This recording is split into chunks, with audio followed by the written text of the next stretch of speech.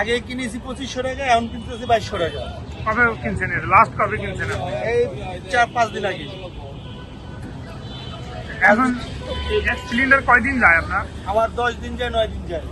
খরচ বেড়ে গেছে আপনার 1300-1200 টাকা খরচ বেড়ে গেছে। প্রতি সিলিন্ডারে 1200 টাকা। এটা পোষাবেন কেমনে আপনারা? এখন কি করার, দোকান যদি চলে, দোকান কাজ করে খাইতে হলে প্রতি দোকান রাখতে হইতেছে। আগে না 10 টাকা একটু বেশি পাইতাম, এখন একটু কম পাইতেছি। আমরা চাই হলো আপনার সরকারের কাছে গ্যাসের দাম কমুক, আমাদের গরিবের জন্য একটু সহায়ক। আমরা এটাই চাই সরকারের জন্য, আমরা যাতে একটু চলে খাইতে পারি। গ্যাস এক সিলিন্ডার কয়দিন যায় আপনার? 6 থেকে 7 দিন। আগে কত দিয়ে কিনতেন?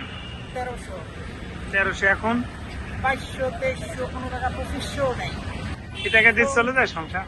সংসার গরিবের চলতে একটু কষ্টে। আমরা তো আর গরু মাংস খাই না, মাছ ভাত ডাল ভাত খাইতে চাই, এটাই খাওয়ান জোটে না। হ্যাঁ? 800 টাকা। 1 বছর যাইয়া আর 1 বছর কুরবানি আহে, আল্লাহ রাস্তে পাইলে পাইলে খাই, কিনে খাই না।